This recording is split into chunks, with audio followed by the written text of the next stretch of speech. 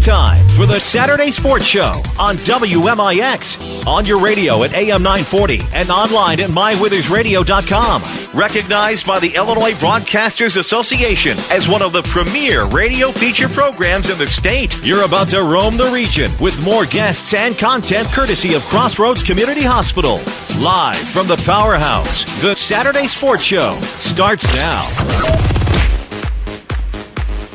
And good morning. Glad to have you with us. The studios at WMIX. We're online today at mywithersradio.com. It is a Saturday Sports Show, and we are glad to have you with us. And, of course, plenty going on today on the big show. It's presented by Crossroads Community Hospital. It's more than a hospital. It's what healthcare should be. Yes, it is. And, of course, we will have a loaded lineup for you today. Glad to have you with us. Of course, Jared Shaner will talk about the Mount Vernon Rams game last night, heard here on AM 940 with video on mywithersradio.com. We'll talk to Johnny Hollis of the Sesser-Valier Waltonville Woodlawn Red Devils. Kurt Simon of the Carmi-White Bulldogs will stop by.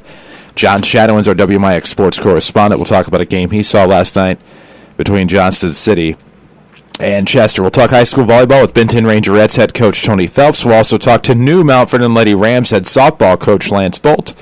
And we'll try to see whom we can also get here on the Saturday Sports Show today. Plenty of scores from last night's action in Week 5 in high school football. Let's go ahead and go to the scoreboard from Friday night. All right, your scoreboard, you can find this at facebook.com WMIX Sports, as we have them all listed.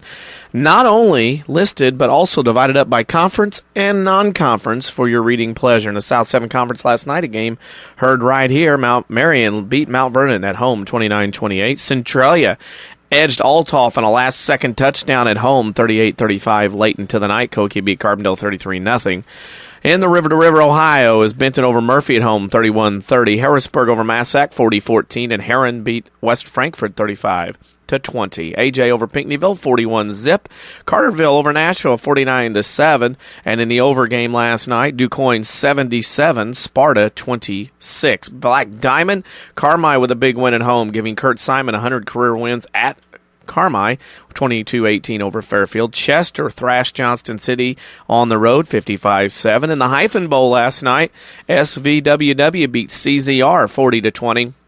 El Dorado beat Hamilton County 22-11, and the double up in Vienna beat Alvarado Trico 45-18. Kokia Conference, Columbia over Carlisle 42-0, DuPont over Westland 48-14, and Freeburg over Redbud 24-0. And we'll give this on this scoreboard update in the Mississippi Valley Conference last night. Civic Memorial beat Mascoutah 21-14. Waterloo beat Highland 21-13. And Jerseyville beat Triad 44-21. Other scores from other conferences, we'll talk about them later. But if you want them now, go to facebook.com WMIX Sports. They are all listed there in order by conference affiliation. And there you have it. Of course, you can find all of that on our Facebook page as well, facebook.com/WMIX Sports. But don't forget, you can also follow us on Twitter to stay up to date all the time, twitter.com/WMIX Sports. Or if you're very familiar with Twitter, just follow us at WMIX Sports. Glad to have you with us today on mywithersradio.com as well. Busy lineup. We need to get to that in just a moment. But first, before we get to Jared Shaner, head coach of the Mount Vernon Rams, talking a little bit, prefacing last night's game. You heard here again on WMIX, watched online at mywithersradio.com, Danny. I think it was definitely a scenario where anybody who might have tried to predict that game ahead of time would have been very shocked with how the game started. Well, maybe not shocked with how the game started. Marion did score on their first drive of the game, a 47-yard touchdown run. But I think shocked at how the Rams defense was able to rebound, close up some gaps, and keep it close. And not only that, have themselves with an opportunity to win that game late. It was a case where, as you mentioned, Marion jumps out 7-0. You're like, uh-oh, here we go again. And all of a sudden, it was like Marion couldn't do anything. And credit to the Mount Vernon defense, that they had given up off the first touchdown, the 8th straight touchdown of 30 or more yards in the last game plus quarter. Okay, so you're thinking, here we go again. And all of a sudden, the Mount Vernon defense shored up things quite nicely. And it seemed like Marion was frustrated. And when you come to Marion, you always think of passing the spread offense. And unfortunately, For Marion, they couldn't pass. They threw a couple interceptions. They only had one complete pass. That was on a shovel pass. So you really didn't have anything over 5 yards or more in the air.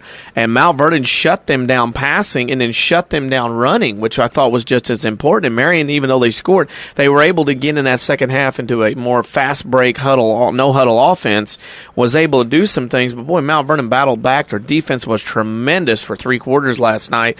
And coming down to a couple of botched things here and there, but boy, Mount Vernon really had their opportunities last night, and the Rams just came up excruciatingly close in getting that first win. Well, and they really did, and I don't know that they could have come any closer, obviously falling by only 1 point, but it was a great game to broadcast, it was a great game to watch, and a great game just overall I'd have to imagine be a part of last night at Marion. Some other surprises, I mean, I knew DuQuoin was rebounding nicely, but I didn't see them steamrolling Sparta like they did last night. Well, and Sparta's a team right now. You get to this point in the season, you start looking at, hey, what's going on, what's happening, what's this team doing, and DuQuoin, remember, started 0-2, then went to Heron and won, went to AJ and won, now won against Sparta. They're 3-2, hosting Carterville next week on the turf at Van Meter. They're a team that's out to prove something. I don't think that senior group wants to be the group that goes, hey, we got to, we're going to be the first group to go back-to-back, not make the playoffs. They got a tough Carterville team who also started 0-2, and now will come in 3-2 next week. That's an interesting score. I just didn't think DuQuoin would roll that many points. I guarantee you that Al Martin did everything possible he could not to score that many points, a class act that he is. That's a case of you have to go out and let kids play, and if your kids are running basic football plays, running the football, and they're still scoring, there's not anything you can do about it. How about another good one that was close? Seemed like most of the games last night really were just an instance of blowout city last night. One that was very, very close, and I think many expected it to. Some might be surprised. Would be the Benton-Murfreesboro final. Benton Rangers winning that one, improving to 5-0, 31-30 last night over the Murfreesboro Red Devils. But Murfreesboro is a team that continues to improve, just has difficulty finding that win. I looked at this game as kind of a trap game for Benton. Benton, of course, 4-0 heading into this one, playing at home. Had that big win last week at Heron. And then you got to come back and you have to play Murfreesboro, who has the talent, 1-3. You know they're going to break out somewhere, some way down the line. It was homecoming week at Benton, and it's West Frankfort week next week. So Benton was kind of in a trap situation last night with the homecoming distractions, the worst thing football coaches have to deal with as far as off-the-field non-major issues. And then you've got Frankfort next week looking at you. So Benton did a very good job. This is a Murfreesboro team, a Murfreesboro program that's got a lot of talent, and I was not shocked at the closeness of that score because I thought Benton would have to really play a pretty good game to get by Murfreesboro, but Benton did. They're 5-0, 2-0 in the River-to-River Ohio division with 3 games left. One of the three being at home. Yeah.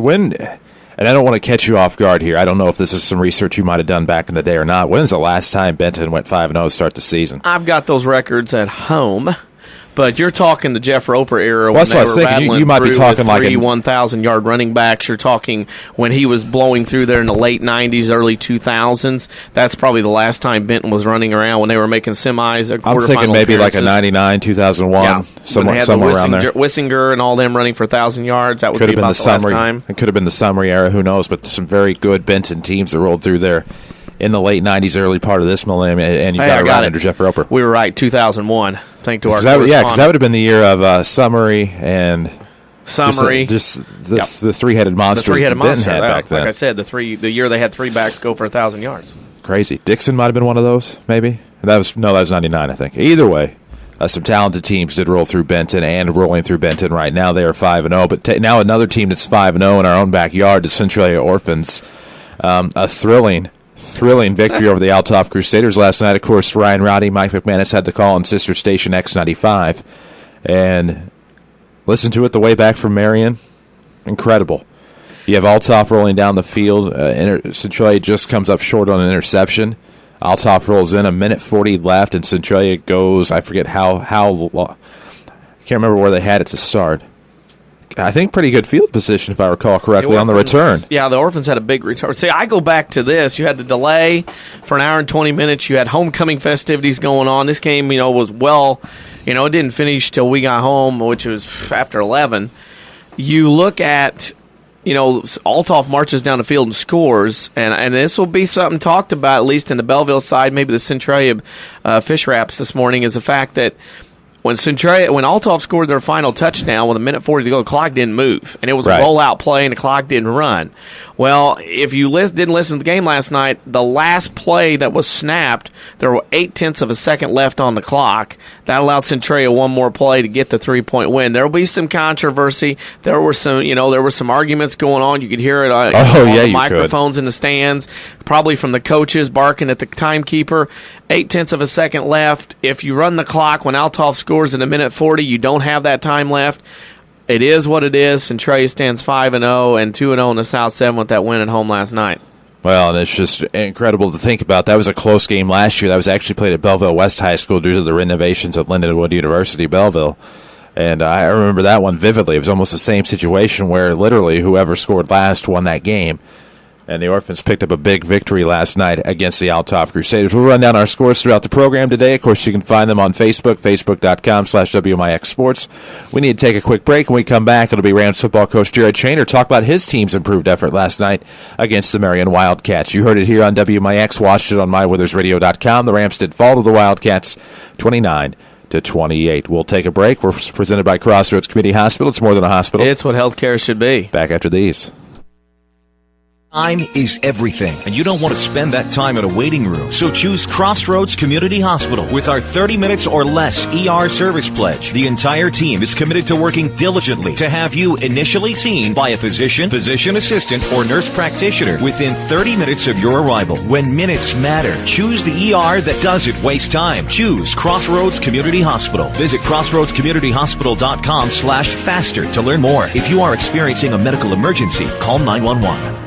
Under the hood, under the skin, or in the cabin, Ford Mustang features an impressive list of high-tech features. Hi, Roy Schmidt, Ford dealer, Ford Square, Mount Vernon. From the available track apps for performance metrics to Ford Sync technology to an impressive lineup of engines, nobody does brains and brawn like the Mustang. Right now, you can own a Mustang V6 Coupe with 0% financing for up to 60 months.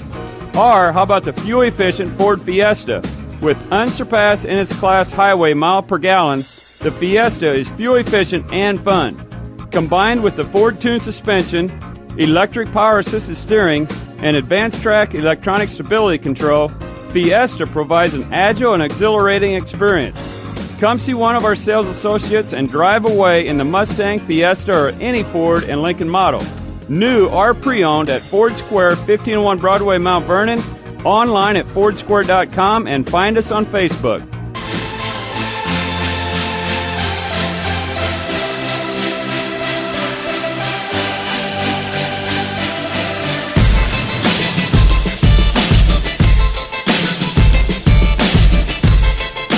And we welcome you back to the Saturday Sports Show, WMIX, MyWithersRadio.com. Glad to have you with us. Chris Hugo with Danny Zerwinski, presented by Crossroads Community Hospital. It's more than a hospital. It's what healthcare should be. Try to catch up with Jared Shaner a little bit later in the program. The Mount Vernon Rams last night, of course, lost to Marion 29-28. Very close battle in Week 5 action in South 7 Conference play. Unfortunately, the Rams fall to 0-2 in the South 7. But, Danny, probably against a good team, their best game of the year. Best game of the year. I mean, just on all fronts. All the way around. I mean, it didn't start out that way, and you wondered what was going on. But then, at that point, there was a switch that was turned, and I thought Mount Vernon went on the attack. There was a definite opening, a definite crack in the Marion defense where they were uber aggressive as far as biting on the fakes, and that allowed Clayton Reeves, especially, handing off the football. He could hand it off or keep it on that. That was almost like running a mid option where you could pull that football back in, and Reeves got several big gains. C.J. Lloyd had some gains. That over-aggressive Marion defense was biting on the fakes, and Mount Vernon got great yardage. The defense turned it up. I mean, there was no Marion passing game whatsoever in the entire game. One completion on a shovel pass. The thing that got Mount Vernon in the second half a little bit was Marion went to that fast break, no huddle offense, and when Marion went to that, the Mount Vernon defense was kind of caught, back on their heels a little bit early, but boy, battled back, and Mount Vernon had every chance to win the game at the end.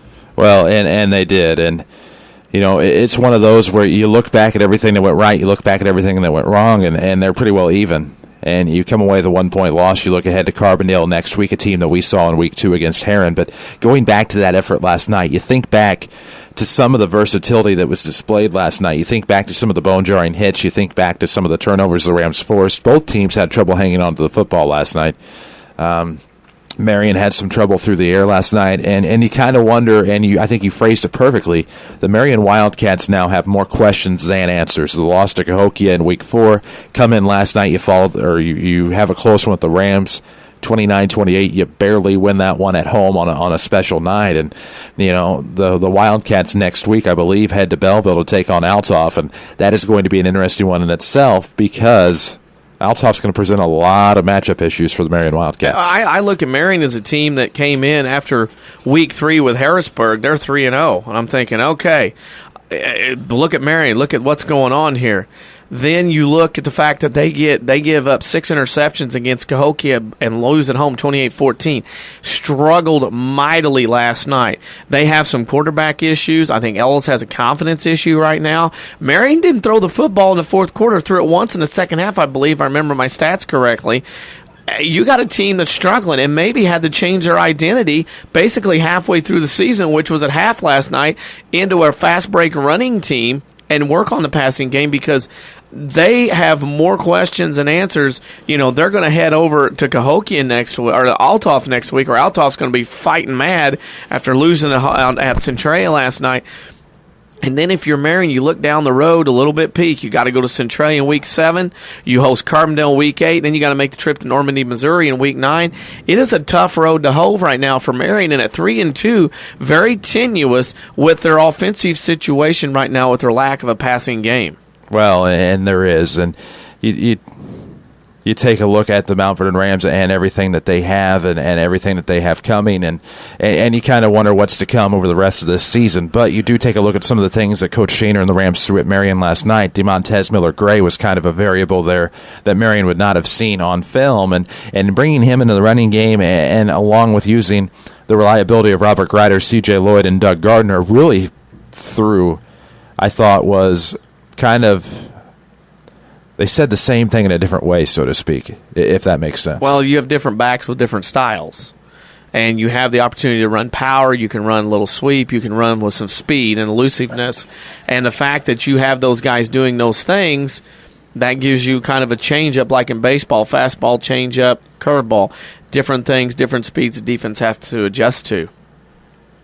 Very different things, and you really take away a lot from last night, and now you look ahead to the Carbondale Terriers, Danny. Carbondale is going to basically Carbondale is going to be what we thought Marion was going to be last night. They're going to use a nice running attack, but they're also going to rely on the pass quite a bit. And you know what? If you don't have extra guys covering over the top, which is part of the reason that Mount Vernon switched their defenses, but you're going to need a little bit of help over the top for that Carbondale passing game. We don't need Dennis Green to come out here and... Actually, we do. We knew who they were, or are, or whatever he said a few years ago, Coach of Arizona Cardinals. Carbondale is on down that road again of a quick start, 3-0, lose to Centralia, get shut out at Cahokia. They're 3-2, reeling a little bit coming into Week 6. Interesting the Terriers are back doing this again because that seems to be their MO at the start of every season. They get off to that quick start, and then all of a sudden they have some issues, have some problems. And with that being the case, Mount Vernon coming off their tough loss, Carbondale with a tough loss, shut out at Cahokia last night. Carbondale got a lot more to play for right now, having a playoff chance. Mount Vernon gets to play spoiler. See how the two teams come out mentally next week in that ballgame. Well, and, we did see Carbondale against Heron. And seeing how that one ended up, and not quite sure what we were getting out of Heron that night. But you see Carbondale definitely have some issues, of course, with some of the teams. And it'll be interesting to see. We do have Jared Shaner now, I believe. Coach Shaner, good morning. Good morning. How are you? You know what? Doing pretty good, and especially after last night. I know that many will say, and I'm sure you probably feel that a loss is still a loss, but I think that the Rams showed quite a bit last night. I think there's a lot to be proud of, leaving Marion with just a 1-point loss. Well, you're right.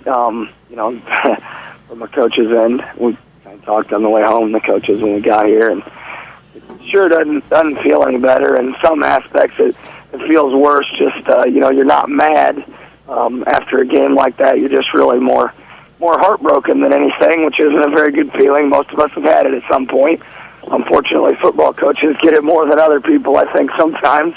But very proud of our kids and coaches and just the way we battled. And, we definitely took steps forward last night. Our kids had a lot of opportunities in the game where I think they could have given up and didn't, and really probably played, I would say, the best game all around since I've been here. I look at the fact, Coach, not the offense last night, but the defense made a severe change and a great change as well. I thought your defense was a key in that ball game of keeping you guys in and forcing turnovers at opportune times. Yeah, they did. We really played much better defensively. The kids, I thought, again, probably one of the most physical games that we've had. We were aggressive and pretty fundamentally sound. We gave up a drive coming out in the third quarter, and a couple other ones. But for the most part, we really negated big plays that had been an issue for us and put some pressure on the quarterback and did a lot of good things defensively. A lot of good things defensively. You give up that quick touchdown, 7-0. Spirits changed immediately. It seems like you frustrated Marion into a situation where they went from this pass-happy team they didn't have the confidence to. What do you attribute that to, making them change their game plan completely heading at second half? Yeah, really just the play of our kids in the secondary particularly. We had our best week of practice last week defensive-wise. Coming in, the last two games, they had thrown the ball almost 70% of the time and only run it 30% of the time. So they came out and in the first 2 plays of the game ran it and broke a big one on the second play. And I thought maybe they'd stick with that, and they tried to throw it a little bit and just didn't have too much success. And, again, it's really just a credit to our kids in the secondary, and then that allowed our defensive line to get after the quarterback a little bit and put some pressure on him, and he just didn't seem comfortable.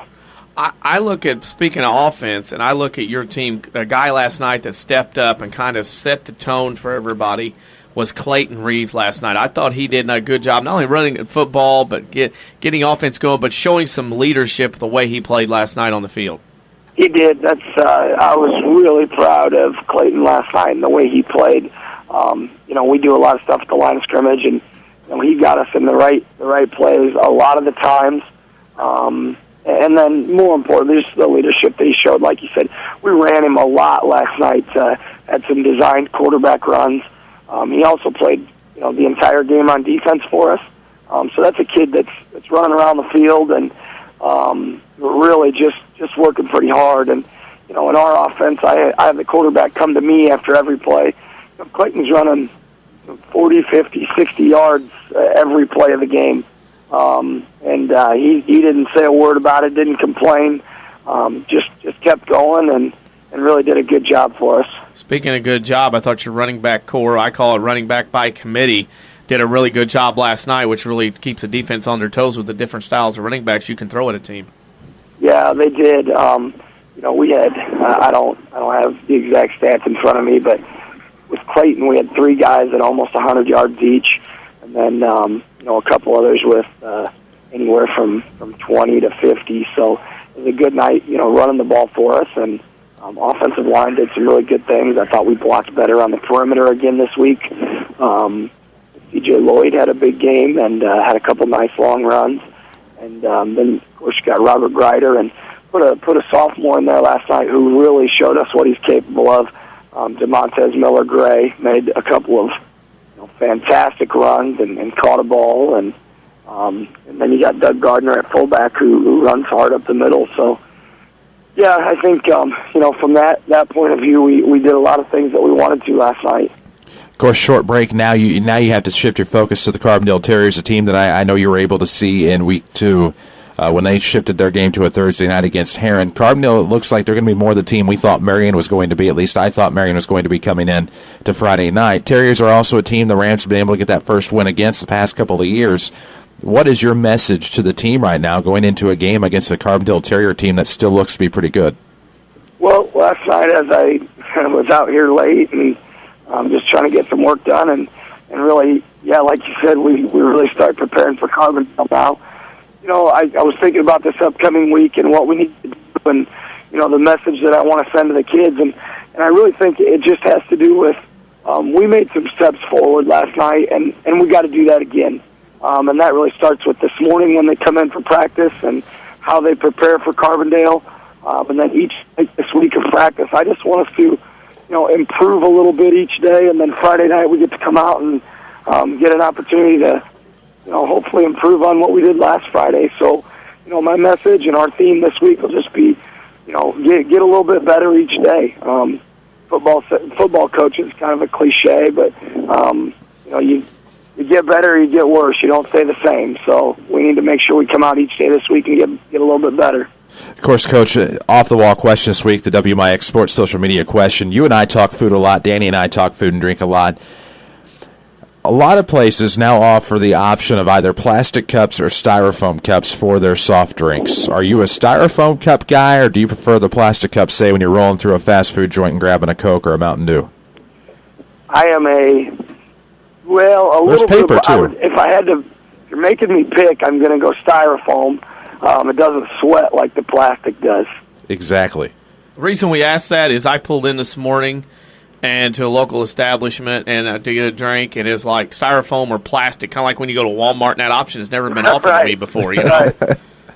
I haven't been asked the option yet, but I do know there are several places where you know the difference before you even go in what you're going to get. But the plastic just tends to sweat, and if you're in the vehicle, then you got big water puddle in your cup holder, and that's no good. That is not good at all, but it was a good job by the Mount Vernon Rams last night. Good job, Coach Shaner, and we look forward to what's to come in Week 6 against the Carbondale Terriers. Good luck.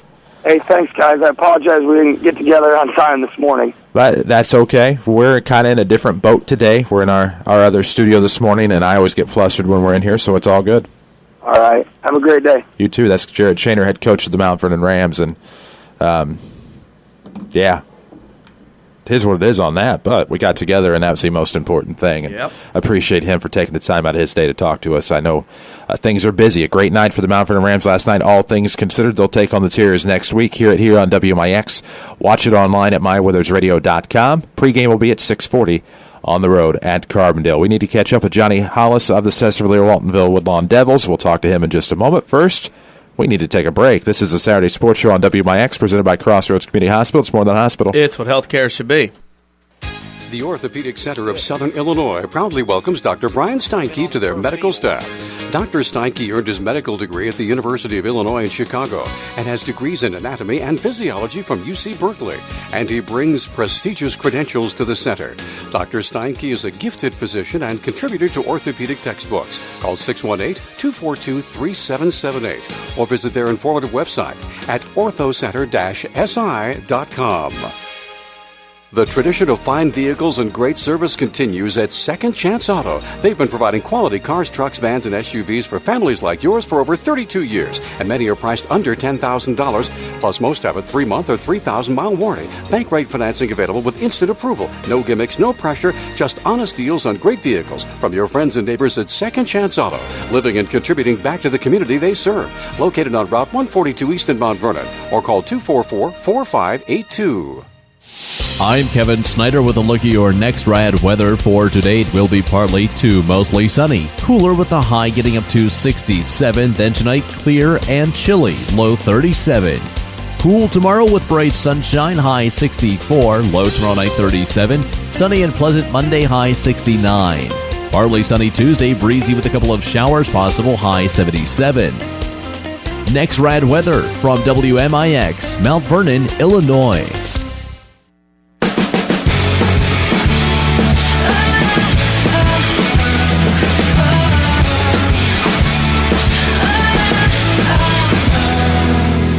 Seems like just yesterday you were a part of me. I used to stand so tall. I used to be so strong. And welcome back to the Saturday Sports Show, WMIX, mywithersradio.com. Working at Johnny Hollis here on the Saturday Sports Show, presented by Crossroads Community Hospital. It's more than a hospital. It's what healthcare should be. Of course, a busy night in the Black Diamond last night. Let's go ahead and run down the scores in the Black Diamond Conference. Well, the Black Diamond last night was Carmi over Fairfield, 22-18. Of course, this was rivalry week in the Black Diamond Conference. Carmi 22, Fairfield 18. Chester over Johnston City, 55-7. Is Sesser-Valier Waltonville Woodlawn beating CZR 40-20. El Dorado over Hamilton County, 22-11, and Vienna over Alvarado Trico, 45-18. There you have it. And, of course, we welcome to the program Johnny Hollis, coach of the Sesser-Valier Waltonville Woodlawn Red Devils. Coach, good morning.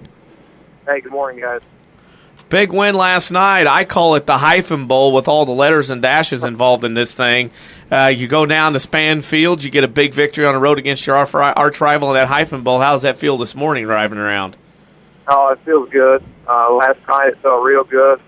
Our team needed that win. You know, we were 1-3, and we hate to ever say one's a must-win, but we really needed that one last night. And it always feels good to go on the road and beat Christopher at Christopher. Derek Hood ran for 209 yards and 3 touchdowns, a man amongst boys last night for your team. Yeah, Derek's a good kid. Known him since he was little.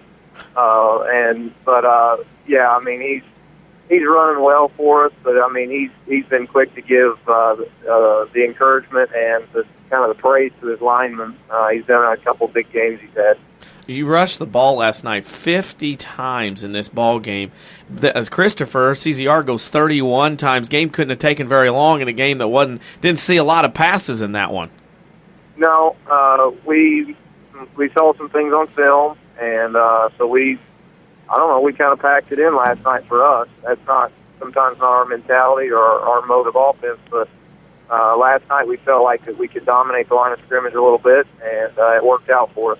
When you go in a situation like that, and we talked to you in the summer where you and CZR, speaking of the school, SVWW, kind of have built that rivalry back up doing the competition in the summer. Did it seem to add a little bit to the game last night, even though it's such a big rivalry between the two schools? Yeah, it really did. It really did. You know, it was something, like you said, we did back in the summer and kind of challenged each other, gave our kids something to point towards. Kind of a goal in the summer, you know, to get them there and get them working out and give them some competition right before season started.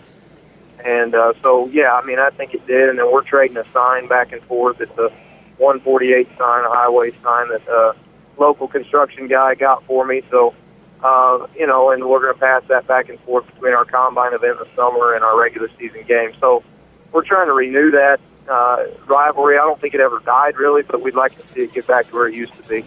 I look at this last night. Now, first question I got to ask when you talk about road signs, it's all legal, correct? That's right. Okay. Hey, you looked last night and you talk about your team. You struggled out of the gate. You last week lost at Vienna. You go down 7-0, but then you come back with a touchdown of your own to get back into it. Was that kind of a confidence booster for your team last night early in that game? Yeah, I mean, I tip my hat to Christopher. They were ready to play ball. I mean, that was a dogfight the first half. It was 20-20, and you know, they got us with some trick plays here and there. But yeah, like I said earlier on, we really needed a win, and of course I'm glad the bus ride wasn't farther than it was home because they were driving me nuts singing their songs and junk. But anyway, it was a fun ride home, and we really, like I said, morale-wise, we really needed it. We had some serious thoughts early in the week about being a team and not playing like individuals, and they kind of bought into that. And I think last night, I think it was a team win. I look at your box score and I see another name that pops out to me. Derek Hood, obviously 31 carries, 209 yards. James Watts 5 for 66. Cochran 8 for 48. Trey Widges 6 for 22. Trey Widges seems to always be in the mix as that senior leadership, doesn't he? He is, and he's not a vocal leader, really. He's not one of those kids that's going to hoop and holler and do whatever, and Derek's not either. But Trey, he just kind of leads by example a little bit, and he usually stays pretty calm under pressure, and he did last night. And he's a team player. Last night we didn't throw the game. That's it. You know, we didn't throw much in the game, and that's his game. I mean, he's got a pretty good arm. And but he was not upset after the game. I mean, he's very glad for his team and just glad to be a part of it. I look now, as you get this big win last night, you're back in the playoff race. You're back in the hunt now. You get to host a Fairfield team next week that's 3-2, had a tough loss at Carmi last night. What do you know about the Mules so far? Yeah, well, we know. I mean, it seems like it might be a little bit of a fad right now in the Black Diamond, but they're kind of double type, double wing team. Kind of like El Dorados and Viennas and those teams this year, Johnson City. So it's something, everybody's got their own little unique twist on it a little bit, but it's not something that we're real unfamiliar with.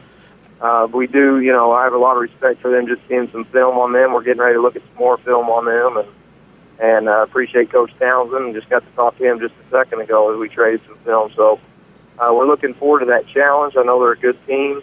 And, man, just the last few years, I think about the games that we've had with them, and they've been some barn burners, been some exciting finishes, and so I look for this week to not be any different. You mentioned that rivalry in that series. It seems to me, as I remember, attending a game probably 3 or 4 years ago at the train yard, and then knowing the games they had with Fairfield ever since in the conference.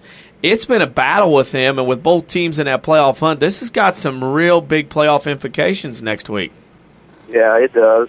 I mean, for both teams, and like I said, I told our kids last night, we kind of control our own destiny right now, and one of our things we've said to them all year is, the coaches can only do so much, and we're on the sideline, you're on the field, it's up to you. And so we're continuing to tell our kids that, and this week will be no different. He'll be telling his kids that, and so at the end of the night, the boys have to decide the final outcome. Coach, hopefully you're starting to become more familiar with us and knowing what's to come here. The WMIX Sports Question of the Week this week is, now that some local convenience stores and fast food establishments are offering options between plastic cups and styrofoam, which is your preference? Do you prefer the styrofoam cup or the plastic cup? I like the styrofoam cup, man. It doesn't sweat all over me. That is a consistent answer thus far today. It's a condensation issue. Yeah. Very nice. Who wants to get dropped all over there? They're trying to keep it in the cup, and then there's stuff leaking on the outside. What's up with that? Well, and especially if you might be driving along, going who knows where, and maybe you're wearing some khaki cargo shorts or just some khakis, and it seems like those drips just show up worse on khaki pants and shorts. You don't exactly want to walk into the bank to do business in the morning looking like that. Exactly. Yeah. But Coach, the best of luck to you guys next week against Fairfield, and we look forward to having you on again soon. All right, man. Thanks, guys. That is Johnny Hollis, head coach of the Red Devils, Sesser-Valier, Waltonville, and Woodlawn. And that's going to be our common answer, I think, between styrofoam and plastic, is that whole issue with... Oh, yeah. Yeah. It's going to be, because, and again, if you're right there, like you said, if you got khaki shorts or something like he just said, and you get some on you, you walk into the bank or school or whatever, people are looking at you like, well, what did you do? And then... if you get it all over you, it's in your car, it's in your cup holder, and that's the bad deal if it gets on things in there. Here's the thing with your dress. If you're wearing black pants, no big deal. What if you're wearing white khakis? Is there such a thing as a white khaki, though? White khakis, brown khakis. I mean, like just pants? Pants. Like cotton Dress pants, yeah. Maybe a Dockers type black thing? Black khakis. Yeah. What about British khakis? Well, that too, yes. Shark skin. Right. Ecru. Yeah, whatever. But, there's certain colors where you're going to be okay. And if you're in denim, people don't know. They don't know if it's acid wash, stone wash, faded. Right. You know what I mean? Like, Either it could just be something that happened in the wash with jeans and denim. But, it's really the khaki, and you get these drips on you. Like, it's not going to happen to me right now because, by goodness, I have styrofoam, and that prevents that. Actually, I don't. I'm using my Contigo this morning. It's studio-proof. But... you take a look at these things, the condensation can make or break your day in the morning. That's why this is such an intricate subject, and really I could spend 2 hours talking about styrofoam versus plastic if I needed to, and paper versus plastic. But I know we don't have that time. What we do have time for, as I'm preparing you now, is a scoreboard rundown. It's 45 past the 8 o'clock hour. Probably need to shift to some scores. Of course, you can find a full listing on our Facebook page, facebook.com/WMIX Sports. We'll do through the regulars. South 7, Marion over Mount Vernon, 29-28. Centralia over Altoff, 38-35. And Cahokia over Carbondale, 33-0. In the River, Benton over Murphy, 31-30. Harrisburg over Massac, 40-14. And Heron over West Frankfort, 35-20. AJ over Pinckneyville, 41-0. Carterville over Nashville, 49-7. And DuQuoin over Sparta, 77-26. Carmi beat Fairfield, 22-18. Kurt Simon up next, head coach at Carmi. Chester over Johnston City, 55-7. as the double nickel was thrown out last night. SVWW over CZR 40-20. El Dorado doubles up Hamco 22-11, and Vienna beats ET 45-18. Let's move along to some different scores from the area at the Southwestern Conference. Edwardsville over Alton 49-13. East St. Louis over Collinsville 44-7. The O'Fallon Panthers 35. Granite City 19. Panthers 5-0, cruising that Friday night playoff game at home. Apollo Conference, Charleston over Mattoon 55-29. Effingham wins at Salem and OT 14-13. Little Illini Eastern Conference, Oblong over Edwards County 47-8. Red Hill over Pal Hut 12-8. And Casey Westfield over Toledo Cumberland 34-zip. Little Illini Egyptian, Lawrenceville over Flora 33-zip. Newton over Marshall 14-6. Olney over Robinson 21-20 in overtime. Big 8, out-of-state conference, Mount Carmel over Washington, Indiana 61-40. And in the Milk Bowl last night at Breeze, I'm sure they're still celebrating or drowning their sorrows as we speak. Breeze Mater Dei beat Breeze Central last night 48-24. Crazy thing about that is they're all together now. Well, yeah, and then the other crazy thing is if you want to see the other scores I mentioned on the first time at 8:15, you have to go to Facebook.com, WMIX Sports, to see that all those scores I have typed up in order by conference, so you don't have to go through and figure out who, what, where, and what, and when. Sounds like it works perfectly. We need to take a break here on the Saturday Sports Show. When we come back, we'll talk with Kurt Simon, head coach of the Carmi-White County Bulldogs. They got a big win, milestone win last night against Fairfield. We'll talk about that and more on the Saturday Sports Show, WMIX, MyWeathersRadio.com. It's presented by Crossroads Community Hospital. It's more than a hospital. It's what healthcare should be. Back after these. Hi, this is Star Reed with People's National Bank. Since 1909, People's National Bank has been devoted to providing accounts and services designed around customers' needs. With our convenient banking services, you can manage your finances anytime, anywhere. From online banking, bill pay, mobile banking, and even e-statements, People's National Bank is there for you. People's National Bank, member FDIC.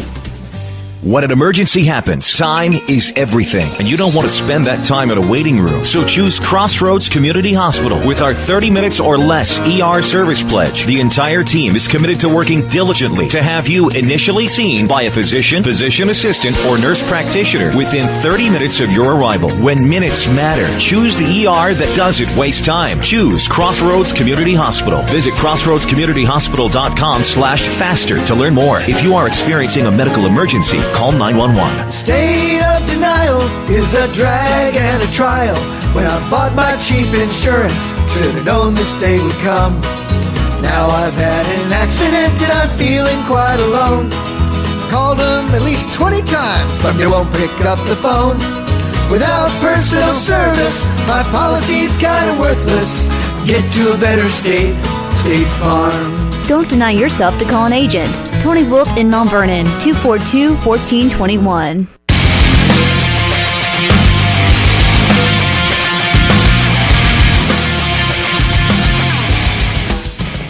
And we welcome you back to the Saturday Sports Show, WMIX, MyWeathersRadio.com. Chris Hugo with Danny Zerwinski, presented by Crossroads Community Hospital. It's more than a hospital. It's what healthcare should be. It is what healthcare should be. There is no doubt about that. Crossroads Community Hospital brings you the show each and every week.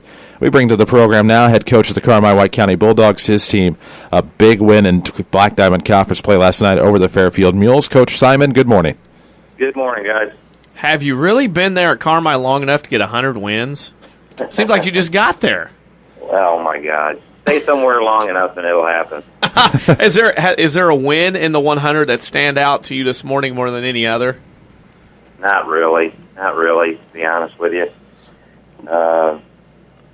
Like you see, this is my 16th season here, so we've had lots of good wins, and the playoff wins are the real special ones, I guess, if I really had to come down to it. And then the first time the first time we won the conference was a big deal, but they all kind of blend together. Congratulations on that accomplishment. And we look to rivalry week in the Black Diamond, and Carmi plays Fairfield in week 5 of rivalry week. To our listeners that may not know but understand, they're rivals, but how big and how much of a rivalry is that between the two schools when they get together in football? You know what? Since Justin Townsend has got to Fairfield, it's become a really big deal. I made that comment last night to our coaches, and before Justin arrived there, Fairfield was really kind of going in the wrong direction. They didn't play good football. They didn't believe they could win. They had a really good run in the 90s, and then it just really fell off the map. There wasn't a lot of kids out, and I can't give him enough credit for what he and Bobby Wells and the rest of his coaching staff has done, because those kids have come 100 miles in about 7 years, and it just, every year we get together and play. It's always a dogfight, and we respect one another a bunch. It's a really, really good rivalry. Good rivalry it is. And again, last night, the Black Diamond Conference, I don't know what else to describe it as, just crazy this year with everything going on. You jump out to a lead, and then Fairfield comes back early on. You get a couple more touchdowns, and they battle back to make it close to the end. Describe the game and the emotion, the ebb and flow of that last night with everything that was going on. It was a tale of two halves. We played really well in the first half. We kind of, we threw a fly sweep pass to start the game out on the second or third play and scored, and and then we picked up a fumble on a kickoff return, and had some big plays in the first half, and we're knocking at the door before the half and didn't score, and then it really, I knew, they got down 14-0 last week against a good El Dorado team and came back and scored 30 and won the game, so we knew they weren't going to lay down by any means, and we came out in the second half, and I give every bit of credit to them, because they outplayed us in the second half, and it was basically just hanging on. I look at Dylan Rankin last night. He had a 69-yard touchdown pass for a catch, also ran a 9-yarder in. How much is he, and how important is he to your team and your success? Oh, he's had a great year. He's one of these kids that didn't get the touches as a sophomore and a junior, and continued to work extremely hard, and he's had a tremendous year for us so far, doing both of those things, being a multi-purpose back, and he's extremely important to us. As you look around the Black Diamond last night, I'm sure you've had some time to take things in. It's such a crazy conference right now. Next week, you host Vienna, who is now 4-1, and Mike Root has them rolling toward a playoff berth possibility down there. What do you know about the Eagles here at this early hour on the Saturday morning? I would say the same thing about Coach Root I said about Justin Townsend. Done a tremendous job down there. I think that that the 3 or 4 years that they've had football, you can see a steady improvement every single year, and of course this year they've got some horses. They're a good sized team. They got some good running backs. Of course, Coach Way's running the offense, and just watching them on film, which you would expect. 2 or 3 years ago, you can see kids missing blocks and not. You can tell that it's assignment related, and they're not going to the right places and all that. Well, now it's not happening. Now they're putting a hat on a hat every time. They got some good backs behind them. They're just playing really good football, and as you mentioned, our conference this year, there's so much parity, and anybody can knock off anybody on any given night, and so you're going to have to prepare well and expect that. Vienna beat Fairfield by 10 or whatever, and came back in that game. They were down, and came back and won it. So I think it's a good thing for our conference. I think a lot of competitive games is something that we've missed over the past few years. It's always been a one or two horse race, and this year it's not that way. I think it's going to help us all if we can all manage to win enough to get to the playoffs. We'll probably be a lot better prepared for it. Do you attribute that, as you mentioned, it used to be a 1-2 team race all the time? Do you attribute that to the fact that there are some really good coaches in the Black Diamond Conference right now, really top to bottom these days? I think there is some very good coaches, but a lot of it I think is just because we are a small school conference. Whether you say so, I really wouldn't consider Carmi a football town, or because when you got a school of 350 kids or so, you're going to have peaks and valleys. And so I believe there's a lot of great coaches, and I think there's some excellent coaches in our conference. But I think, when you get in these valleys where you don't have as many athletes as you had a couple of years, I think that's pretty normal. for small school football. Something that really has not been normal for us is the WMIX Sports Question of the Week. This will be your second time on with us now. Hopefully catching you off guard like we have others today. Convenience stores, fast food restaurants, many establishments now that offer soft drinks are switching back and forth and now offering options as to plastic cups or styrofoam cups. Do you find yourself to be a styrofoam cup guy if you can get one, or do you prefer the plastic cup? I haven't been listening this morning, so you caught me completely off guard, but I'm a plastic cup guy for sure. Plastic, really? Red Solo cup for me. Nice. That's good. Hey, one favor, can you keep Mr. Newell in line while you're over there this week and rest of the year? That's not a problem at all. He's a tremendous man, and he's done a great job as a principal for us, and we're glad he's the principal right now. Coach Simon, congratulations again on win number 100, and good luck next week with Vienna Goreville. All right, guys. Thanks a lot. That's Coach Simon, head coach of the Carmi-White County Bulldogs, and they got a big win over the Fairfield Mules last night. Of course, you heard it on our WMIX scoreboard. You can find that scoreboard on Facebook, facebook.com/WMIX Sports. And we look forward to having John Shadowens on to talk about the game he witnessed last night. It's our WMIX Sports Special Correspondent Report. We'll come back with that at the top of the hour here on WMIX. We'll also have more scores to report. We're also in the 9 o'clock hour. We'll have Tony Phelps to talk about Benton Rangerettes volleyball. We'll talk with Lance Boldt as he becomes the new softball coach at Mount Vernon Township High School, so you won't want to miss that as well later in the 9 o'clock hour. And then we'll preview some Week 6 games. We'll give you our answers to the WMIX Sports Question of the Week, which if you go to Facebook or Twitter, you will find plastic or styrofoam. That is the question. Which cup do you prefer when you fill up with a soft drink at a local convenience store or when you're handed a soft drink at a local restaurant? Some, depending on the size, still use paper. Small cups are paper. I'm not a paper guy. No, that's at not all. Any good I do not at like all. the taste of a tree in my soda. Or processed tree, as that may be. I'm worried about letting it sit too long. Oh. Have you ever had the bottom fall out of your paper cup? Yes. That happened to me one time in 1994 in the back of my dad's Mark 7. That was not a good time. Did you say Mach 1? No, Mark 7. Okay. Close enough. Mach 5. We didn't break any land speed records or shave. Yeah, Mach 5. So, or convenience store. That said, we probably need to get to break. This is a Saturday Sports Show, WMIX, MyWeathersRadio.com. It's presented by Crossroads Community Hospital. It's more than a hospital. It's what healthcare should be. We'll be back after these.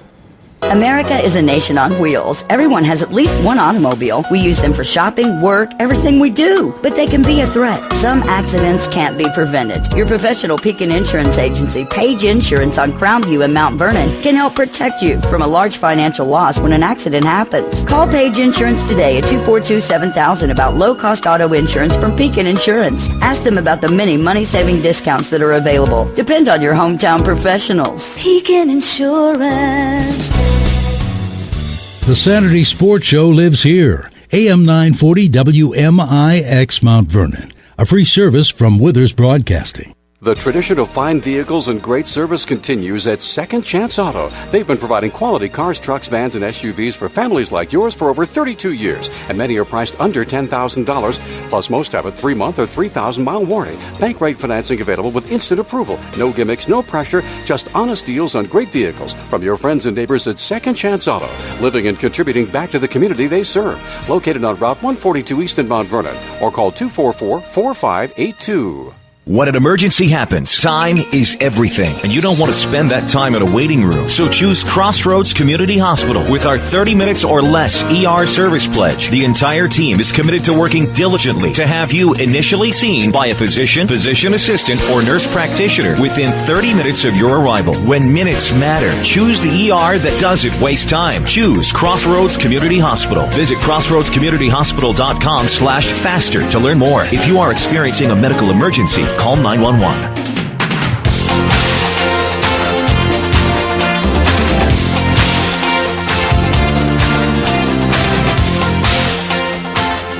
And we welcome you back to the Saturday Sports Show, WMIX, MyWeathersRadio.com. Glad to have you with us. Chris Hugo with Danny Zerwinski in studio. Hello. Presented by Crossroads Community Hospital. It's more than a hospital. It's what healthcare should be. Cannot forget that. Sometimes I do, and that's not good. Oh, you mean the Genesis reference? No. Oh. No, Genesis, and now that's Genesis, DC. Invisible Touch is a great song. I know you feel differently about it, but I can handle it, but I'm more of the late 70s, early 80s Genesis. Peter Gabriel Genesis? No. You don't like Peter Gabriel Genesis? I'm okay with I'm not a Peter Gabriel Genesis guy. I got you. I'm after that. That makes sense, though, I guess. Hey, we have John Shadowens, WMIX sports correspondent now. Join us here for the 9 o'clock hour on the Saturday Sports Show, joining us to talk about the game that he viewed last night, which was Johnson City-Chester. Before that, picked a great game the week before, but really, Coach Shadowens, they've kind of been somewhat tankers most of the weeks that you've gone. Yeah. In terms of closeness. Last night went to see Johnson City and Chester and left that game at halftime so I could catch the second half of Benton and Murphy, if you guys want to talk about that. Nice. So that was a pretty good ball game. Hey, that's good. Seriously, let's talk about the Black Diamond. What is going on? Besides Chester, it seems like everybody's beating each other up to a pulp here. Yeah, that's true, and I think a lot of the problems right now in the Black Diamond are up front. And when you're not consistent and not strong up front, it's going to make for some competitive ball games. And whoever has the best athletes that night wins, of course, and whoever makes the least mistakes. And Johnson City is having problems up front, right? They got whooped up front last night, early and often, and a lot of bizarre things that I saw last night. I would sure love to talk to both coaches and see what they were thinking, because things that I didn't understand. And it just led to a rout. And you look at that, Johnson City at home, I call it the turf demon, because teams that get turf fields right now in Southern Illinois, they usually have a down spell. Carterville, DuQuoin, SIU, now Johnson City. Pinckneyville's lost 2 now, too, as well. With Johnston City, is it a case of they have more questions than answers right now, or do you just think it's a 1 week, 1 night thing, and they'll get things back turned around as the season goes along? Well, that's what we said, Danny, after the Carmi game. They stuffed their toe against Carmi, didn't play well at all, and got blown out. And now it's happened again. And what I see is that staff is really grabbing right now, trying to find something. They're trying to find a combination. I've seen a lot of changes this year with Johnson City. I've seen them play 4 times now, including the film that I've seen. And their big transfer, I think his name is Essery, maybe not Essery, Burns, Caleb Burns, I believe. A big tackle for them. They have a tight end last night. That's just rolling the dice a little bit there, trying to shake things up and seeing what lineup works the best, because they know they are having troubles up front.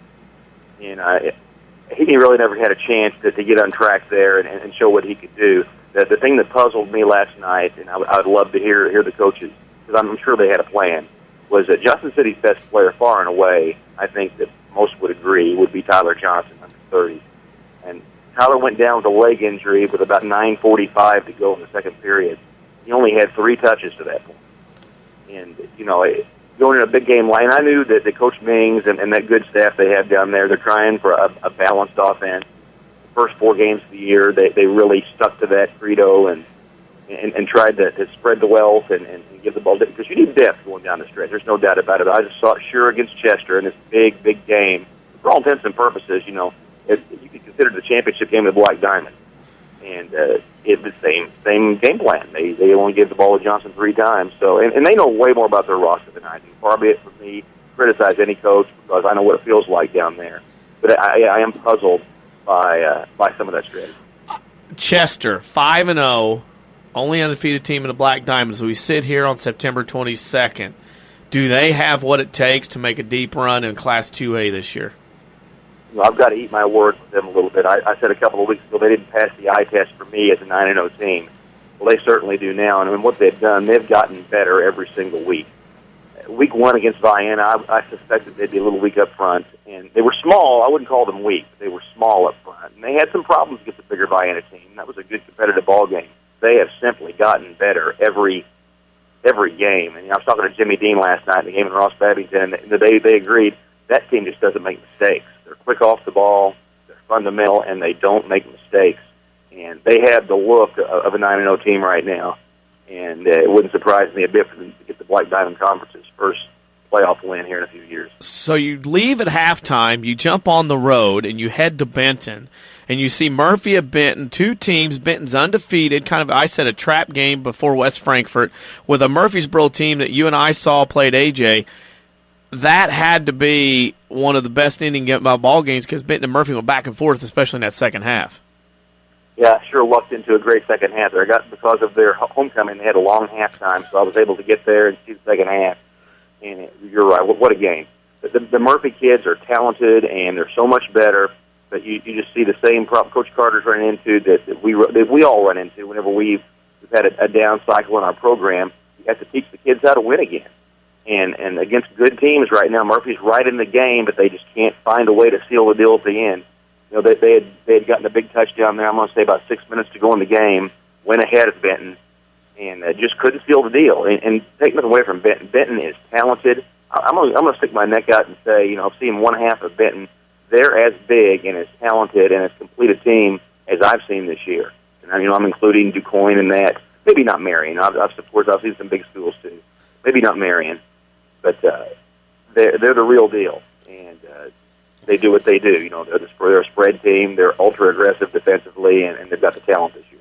Here's what I got to ask. And I don't know how much you got to see of Benton last year, but the question starting to percolate around now is the Benton team better last year with the talent they had, or are they better this year as a football team there in Benton, Illinois? That's a good question, and I've got an answer for you. I don't think that this team has been tested against a truly good team just yet. Carterville's not bad. You know, that Carterville will be the first to tell you this is not one of their more talented teams. Murphy's up and coming, but this group hasn't been tested. If I had to pick one of those squads, Benton this year or Benton last year, go up against maybe a Mount Carmel or someone like that, I would certainly take last year's team because of their talent level and all the intangibles that they brought with it. But, you know, this team, I like watching this team because it kind of reminds me of the 2010 team we had at Sesser-Valier. They were just coming off an undefeated season.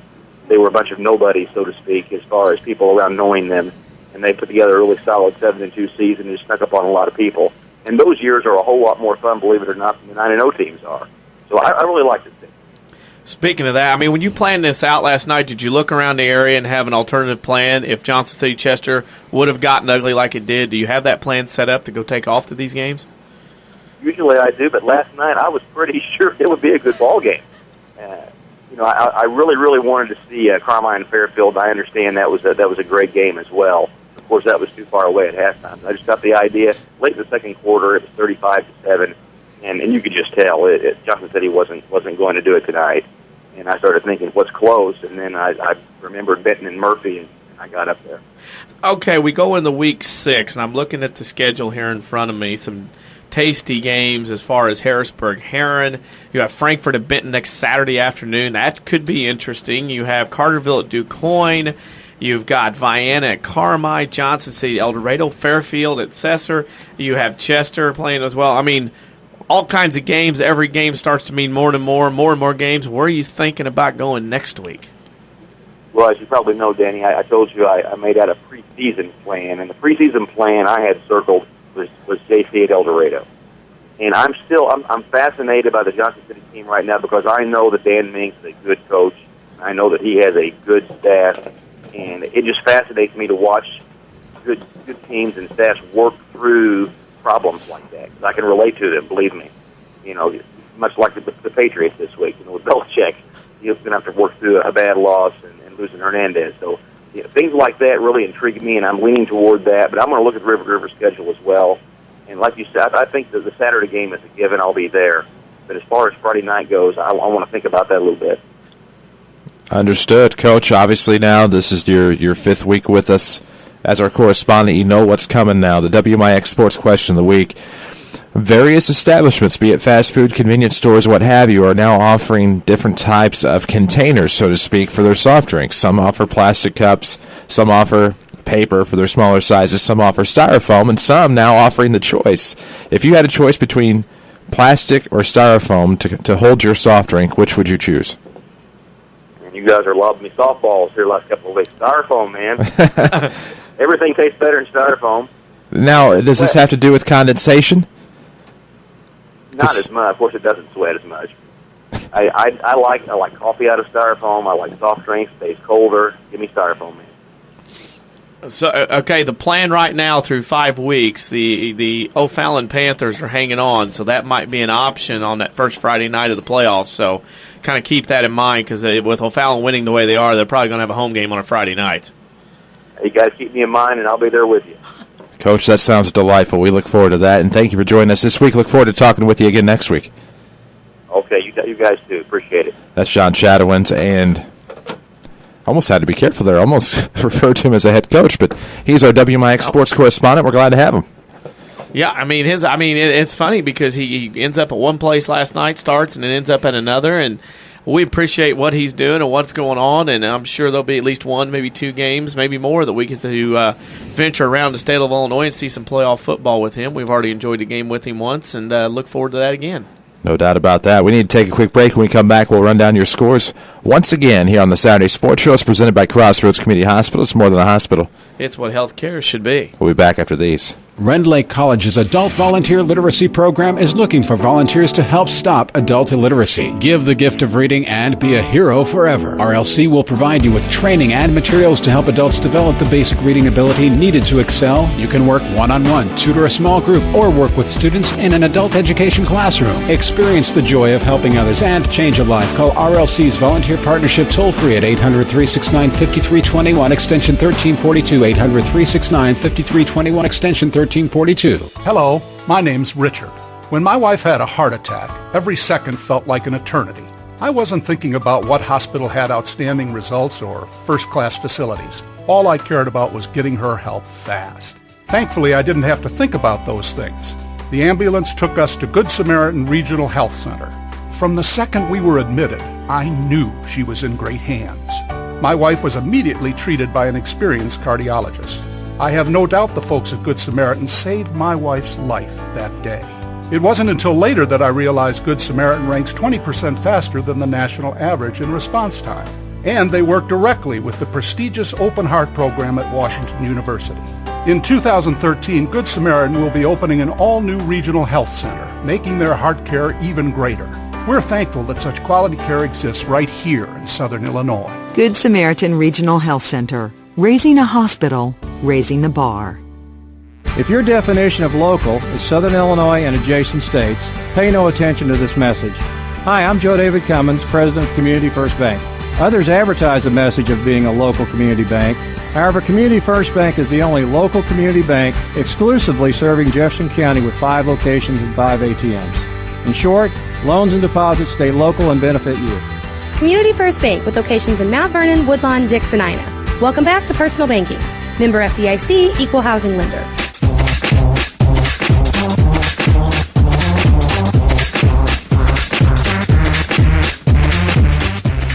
And welcome back to the Saturday Sports Show, WMIX, MyWeathersRadio.com. Glad to have you with us this morning, wherever you may be accessing us. Thank you for taking the time to tune us in. On a beautiful Saturday morning here in the King City, we talk some high school football today with still some high school volleyball and high school softball to come here on the Saturday Sports Show. Chris Hugo with Danny Zerwinski, courtesy of Crossroads Community Hospital. It's more than a hospital. It's what health care should be. Yes, it is. And what it should be is it should be time for another scoreboard update from last night as we give you the WMIX Sports scoreboard, available on Facebook as well, facebook.com/WMIX Sport. What do we got? Marion over Mount Vernon, 29-28. Centralia over Altoff, 38-35. And Coquia beat Carbondale, 33-0 in the South 7. River to River, Benton over Murphy, 31-30. Harrisburg over Massac, 40-14. And Heron over Frankfort, 35-20. AJ whitewashes Pinckneyville, 41-0. Carterville over Nashville, 49-7. And DuQuoin beats Sparta, 77-26. Black Diamond, Carmi over Fairfield, 22-18. Chester over Johnston City, double nickel to 7. SVWW beats CZR 40-20 in the Hyphen Bowl. El Dorado beat Hamilton County 22-11, and Vienna beat Alvarado Trico 45-18. It was in the Coquia Conference. Columbia over Carlisle 42-0. DuPont over Westland 48-14, and Freeburg over Redbud 24-0. In the Mississippi Valley, the Civic Memorial beat Mascoutah 21-14. Waterloo beat Highland 21-13, and Jerseyville beat Triad 44-21. One last conference, Southwestern Conference, Edwardsville over Alton 49-13, East St. Louis over Collinsville 44-7, and O'Fallon over Granite City 35-19. We'll go over the other conference and other scores on our next scoreboard update, but as Chris said, go to facebook.com/WMIX Sports for all the scores listed by conference, so that way you don't have to go through and figure out who's what and where each week. There you have it. Find us on the social media, WMIX Sports, Facebook, Twitter. Also have a YouTube channel. Find us on mywithersradio.com. You go to the WMIX website, find the sports tab. It has everything you need from archive broadcasts to our broadcast schedules for St. Louis Cardinals as they wrap up their season, for the St. Louis Rams. It's all available on the WMIX website located at mywithersradio.com. And those are your scores from last night. Don't forget, we still have Tony Phelps to talk Benton Rangerettes volleyball. We have Lance Boldt still to come here on the Saturday Sports Show, but it may not get a lot of love today just because not everybody's up and at 'em at the moment, but styrofoam or plastic, as I think we should go ahead and get our answers in. We can spend our final segment talking about week 5, week 6 high school football. I'm a styrofoam guy, depending upon the beverage. I don't like plastic whatsoever. I can tolerate paper, maybe if I'm having a ski, because I'll drink it so quickly that it won't matter. But I do not like plastic cups at all. No, they're dangerous, number one, because you never know when they're going to bust. And number two, they sweat constantly. I don't know. Maybe on a really hot day where you can set it out somewhere and you don't have to worry about a ring being on a wooden table or anything, possibly for plastic. But the styrofoam cup, to me, is a lot more enduring, a lot more friendly with the drink. And if you get the right lid to go on it, not the red lids, but the white, clear plastic ones, that works out wonderfully. Well, and the thing of it all is that it's tougher because it's really not biodegradable, so it lasts longer because it's not going to break down. And, of course, there's advantages, obviously, and disadvantages pretty obviously to that, but I don't know. It's a solid option, and I prefer styrofoam. I mean, that's all there is to it. I know you prefer styrofoam as well, and most of the people we've just spoken to today have preferred styrofoam. You have Shaner, Hollis, and Shadowens. Shadowens, of course, for different reasons, preferring styrofoam. Coach Kurt Simon Carmi-White likes plastic, and nothing wrong with that. Now, I can do, like, if we're talking plastic, like maybe a take-home cup from somewhere. Not the thin plastic, but if you're talking the heavy-duty plastic like we all have in our cupboards and cabinets and whatnot, cupboards more for food, cabinets more for your cutlery and whatnot, but I can handle plastic with with a cup of milk. Yeah. I prefer glass, but I'll take plastic if I'm eating some cookies with it. But plastic from a takeout, convenience, anything like that, I just can't do. Oh, yeah. Not a lot of fun. I mean, the plastic cup, if you put it in the cup holder in the car, it leaks. It gets in there. You can't dry it out. And what happens if you leave like a pin in there or something? Or there's something, and it pokes a hole in it, and then it's a mess. Or if you're like me and maybe you accidentally throw like a receipt from somewhere down in there, your receipt's gone, then the ink bleeds, blah, blah, blah, blah, blah. Not a lot of fun, but we need to take a break. When we come back, we'll have Tony Phelps. We'll talk Benton Rangerettes volleyball here on the Saturday Sports Show, presented by Crossroads Community Hospital. It's more than a hospital. It's what healthcare should be. Back after these. If you're not living on the edge, you're taking up too much space. This is Matt Watercutty with Dale's Harley-Davidson in Mount Vernon, and I love that saying because it describes what we do and how we roll every single day. Well, listen up. We're living up to that saying with an amazing event on Saturday, September 22nd, starring Ill Conduct for the most incredible heart-stopping stunt riding you've ever seen. There'll be 3 exciting stunt riding shows at 11 a.m., 1 p.m., and 3 p.m., along with tattoos by the Bearded Lady Tattoo Parlor. There'll be great food by Bugsy Chicago Dog, excellent music, and prizes too. You don't want to miss the stunt riding by Ill Conduct, Saturday, September 22nd, only at Dale's Harley-Davidson. We're the longest-running Harley dealer in Southern Illinois, just off I-57 on North 44th in Mount Vernon. Call 618-244-4116. Like us on Facebook, follow us on Twitter, or visit us at dales-hd.com. Remember, if you're not living on the edge, you're taking up too much room. When an emergency happens, time is everything, and you don't want to spend that time in a waiting room. So choose Crossroads Community Hospital. With our 30 minutes or less ER service pledge, the entire team is committed to working diligently to have you initially seen by a physician, physician assistant, or nurse practitioner within 30 minutes of your arrival. When minutes matter, choose the ER that doesn't waste time. Choose Crossroads Community Hospital. Visit crossroadscommunityhospital.com/faster to learn more. If you are experiencing a medical emergency, call 911.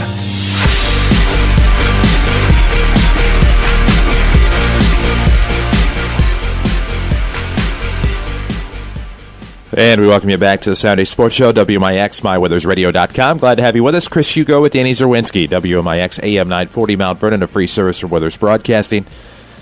We're presented by Crossroads Community Hospital. It's more than a hospital. It's what healthcare should be. A privilege to welcome to the program head coach of the Benton Rangerettes, a team that over the course of the past decade or more has been very successful. Some super sectional appearances, some trips to the Elite Eight back in the old state finals system, and just a great job done. A nice feeder system, just a nice program all around. He is the head coach of the Benton Rangerettes. He's Tony Phelps. Coach Phelps, good morning.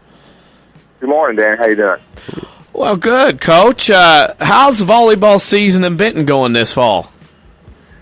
Well, it's a little better than what I might have expected. We're 18-5 right now. We graduated 6 people off our team last year. I was just concerned where we'd go, but we've been fortunate to win a lot of really close matches. So our record, certainly could be the other way around, but we're glad for where it's at. Speaking of your team and everything, and we'll give you the opportunity, the open forum here. As we know, the IHSA likes to tinker with a lot of things, and a lot of times certain sports get tinkered with more than others. Volleyball, golf, cross-country, and otherwise. Your thoughts now with volleyball yet once again being changed, where this time your team gets affected by having to move up from Class 2A to Class 3A this year? Well, obviously I'm not very happy about it. None of our coaches here on the Ohio division of the River are happy about it because we've all been moved up, and we've all taken a look and see where we're going to go. And a little over a week ago, at least the assignments where you were going came out. We know where we're going, and it's just not. The sad part is, now while a team you might used to play in the super sectional, now you can meet the first round of the sectional. So to advance very far is going to be tougher than it's ever been before. And there's a huge difference between a school of 1,400 and a school, of 600, and that's kind of what we're looking at in our situation. When that change happens as late in the game as it does, how difficult is that for you as a volleyball coach and Ryan Miller as the athletic director of Benton High School to get together and find games to get you prepared for Class 3A competition in the postseason? Well, we, of course, we were hoping it wouldn't happen, but we knew, months in advance it was a good possibility. We heard it through the grapevine, and of course, Coach Ron Weinmiller, the basketball coach, is always up on all this kind of thing, and him and I had a discussion and said, he let me know maybe coming down the pike. So, we made one change right away last year. We've been in a tournament up at Florida for 7 years, and, the competition there was not getting any stronger. It was, in fact, getting a little bit weaker for whatever reason, and so we decided to drop out of that and try to find a tougher tournament to go to. Well, we did. We just got through last weekend at Effingham St. Anthony and had to play people like Shelbyville and Olney and Tri-County. Pana was up there. And, of course, Teutopolis and St. Anthony, it was just a much tougher tournament, and it was tough enough that we won 2 and lost 3, and we haven't done that in a tournament for, probably 15 years. But we needed that. We had to make our schedule a little bit tougher, and we've also done that, next year for a regular season game. Carterville's got an amazing volleyball program, and we dropped the smaller school to pick up Carterville, and been trying to pick up Mount Vernon Centralia. We've sent them messages, but it's so hard to reschedule, games or drop somebody off your schedule. We were not able to get on those schedules, but we've always played Marion and Carbondale. We've got them, and the river schedule takes up, of course, majority of your schedule, and there's only so many moves you can make. Only so many moves you can make, and when youth volleyball program that you have formed down there, and I credit you for putting a lot of effort into that program, the winning, the atmosphere at the East Gym is second to none probably in Southern Illinois as far as volleyball goes, the excitement that goes there. When you have a program that's done so well and girls growing up wanting to be Rangerette volleyball players, getting in their sophomore, junior, senior years now, and they go, we're in 3A. Have you had that conversation with your team about bumping up, or is it just something, it's part of life, you move on, you don't even have to talk about it? Well, we did talk about it, but only briefly. We talked about it, at the beginning of the summer that, here's the situation. Of course, they didn't totally understand it. They ruled basketball, so you did not move up. We did, but the thing we had to try to explain to them, and a lot of people don't know this, but there's more girls that play girls volleyball in the state of Illinois than any other sport. There's more schools that have girls volleyball than any other sport, and most people just don't realize that. So because there's more sports, when you go to divide by 25, 25, 25, 25, that's what took place. We like to see the banners on our wall, the Super Sectional and the Elite Eight banner. We love to see those, and some great memories there. But to be honest with you, I've never put an overemphasis on the postseason because, if you play 4 or 5 games in postseason, that's a lot, quite frankly, in volleyball. And on the other hand, we're playing, 30 to 35 before that ever happens. We want to enjoy the journey. We want to enjoy the ride. So I never overemphasize the postseason. You never know what's going to happen. We're in 4 invitational tournaments. The IHSA allows us to do that. So our goals are things like those invitational tournaments. Our conference, of course, is always a big goal. We have some rivalry games with certain people we want to win, and so we've always tried to really overemphasize the regular season more so than the postseason. When in the postseason, there are just too many variables, so we just ride with that as it comes. In your time and tenure at Benton High School with volleyball, you have great feeder programs that also help that out with Ewing and Aiken and the Benton Middle School. Talk about volleyball and how much it has changed since you started coaching till now. Well, it's changed enormously. I actually started in 1986 in Iowa. I went to a school to be an athletic director and boys basketball coach, and we didn't have a volleyball coach. And come August, we didn't have a volleyball coach. The superintendent said, "You're going to have to do it." Well, I was kind of forced into it. So it's been a long, long time ago. But if you go back into the early and mid '80s, 90% of girls still serve the ball underhanded. A lot of teams wouldn't try to block at all.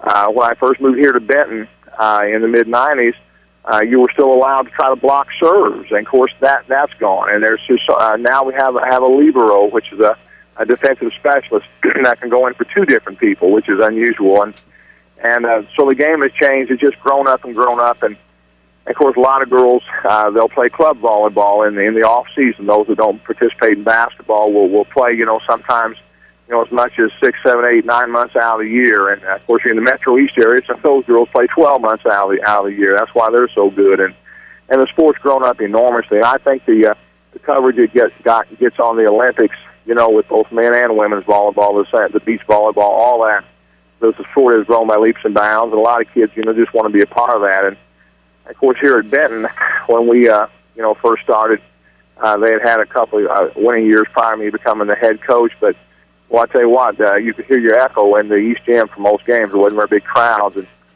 And then, when the early 2000s got going and we had kids like Morgan Johnson, who ended up being an All-State and All-American selection, I mean, heaven's sakes, all of a sudden people started coming, and then the football kids got into it. That's great to see the boys over there, cheering and hollering for the girls. That's always exciting, and that's for some reason that just continued.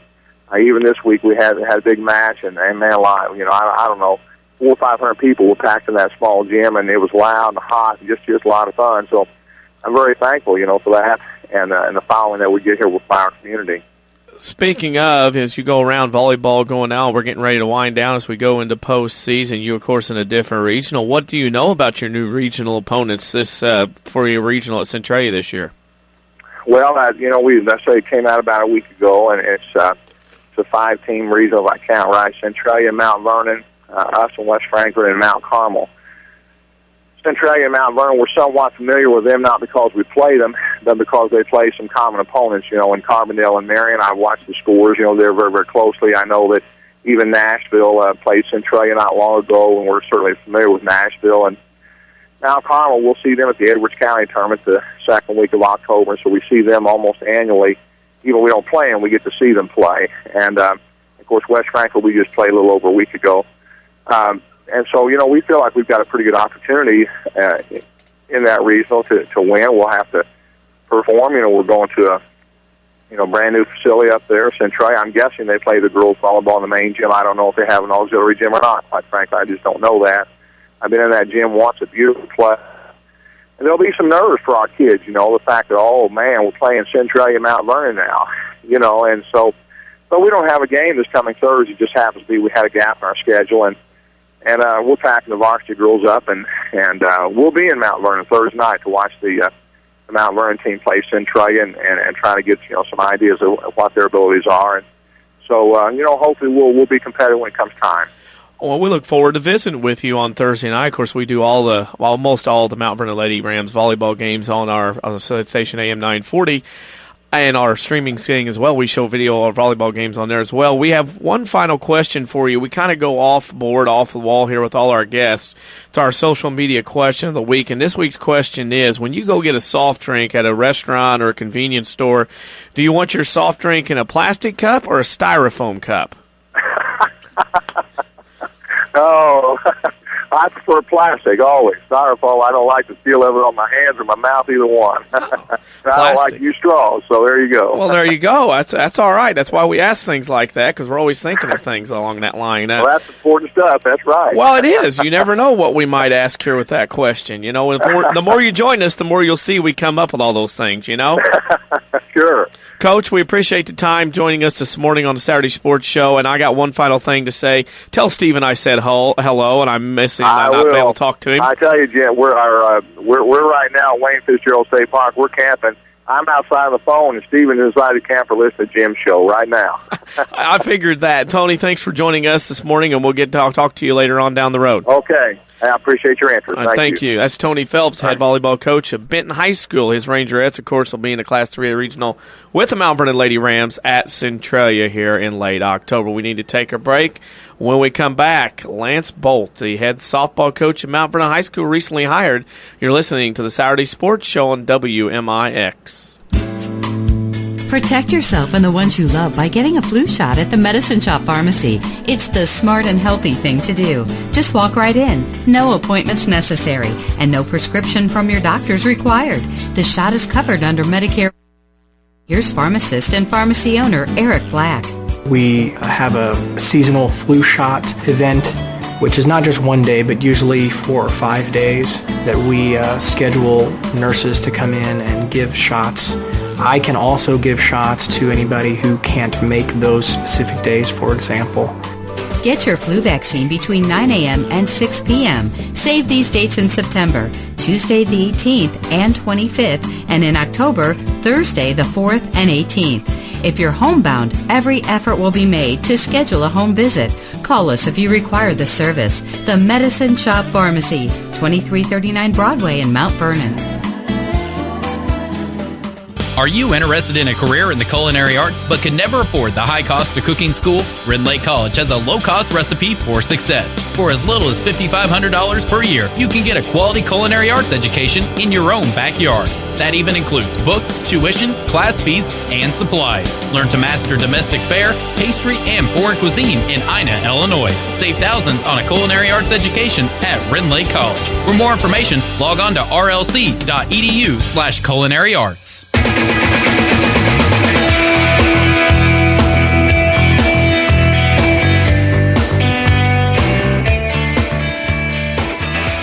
And welcome back to the Saturday Sports Show, WMIX, MyWithersRadio.com. Glad to have you with us, of course, on a beautiful Saturday morning in the King City as I look out on the window on Mount Vernon. Chris Hugo with Danny Zerwinski in studio for you here on WMIX, courtesy of Crossroads Community Hospital. It's more than a hospital. It's what healthcare should be. You bet it is. And, of course, we are proud to welcome to the program now. He is the new head coach of Mount Vernon Lady Rams softball. He is Lance Boldt. Coach, good morning. Good morning, Chris. Dan, how you guys doing? Doing well. Doing well, and admittedly, I never like to see a coaching change if it can be avoided, but when I heard the news that you were in the running, and then I heard the news that you'd gotten the job, instantly I became excited and glad to have you as the Mount Vernon Lady Rams head softball coach now. What led you to pursue that opportunity? Probably several different things. Number one, just getting to be around the girls. With basketball there at the high school, a lot of those girls play softball, and we've developed a pretty good relationship, rapport over the last few months, and it really wasn't something that was on my mind a whole lot until about August when we went back to school and they hadn't found a head coach yet, and some of the girls just started talking to me about it, and I started talking a little bit and talked with my wife, talked with Coach Lon, and we just thought it'd be a good thing, and I like to compete, and I got 2 little girls at home that are getting into softball. So I don't know. It was a bunch of different things probably, but I'm glad I applied, and I'm looking forward to it. Of course, your assistant is going to be Bruce Staples, your varsity assistant. tell us a little bit about that choice. I understand that he had some interest in the gig as well, possibly, but you two now are going to be a nice 1-2 punch at the helm of the Lady Rams. So what led to the coaching staff? Yeah, well, Butch and I, we're in the same department at the high school. We work together every day, and he actually married my cousin Susan Talley, so we know a little bit about each other, and he's got experience down south at Heron coaching softball, and I don't know, with him and Kevin Brady, who's been there since Steve Morris was there. I'm really excited about our team and the coaching staff, and we're all in the same department actually. So, I think we're going to work really well together, and those two guys are just two great guys. So I'm really excited about that. And again, I've worked with Kevin Brady in the past. He was my JV basketball coach at Weber. So again, there's ties there with both of them. So. Now you go into softball and with Mount Vernon and the South 7 in their schedule. What do you know about the teams they play and who you're going to see in 2013? Well, we know that we play some pretty good competition, whether it's down south or over in the Metro East. I know there are a couple tournaments that we're in where we see some good teams and some really good pitching. And just talking with Kevin Brady a little bit this week, he was kind of filling me in on some of the girls we might be facing and the competition level. So I know the schedule's a good one.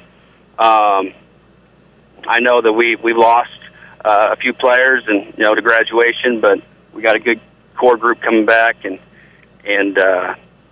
again, I know that the schedule is always a good one. I really admired the way Coach Morris and Coach Johnson led this team the last few years. They're two good people, two good coaches, and like what you were saying earlier, Chris, it is a shame anytime you have to go to a new coach, but I just admire what they did through the years. It's been a good program for the past several years. A late hire, a late start. How much do you know about your team and team members coming up here in 2013? Well, we're going to have a meeting after school on Monday. Basically, I just want to find out what girls who aren't playing a fall sport right now, what girls are interested in. And really, I want to figure out what they're doing as far as PE. One of the really good things about Mount Vernon High School is what Coach Stainer does with the strength and conditioning program. And so some of those girls, if they're in strength and conditioning, they're already in the weight room and running and stuff like that, getting stronger, getting faster. But want to figure out what girls are already in there and which ones aren't.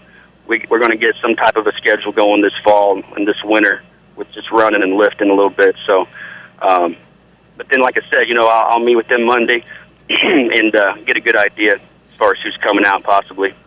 I only have one concern. Are you still going to be able to help London with girls basketball? Oh yeah, absolutely. Fantastic.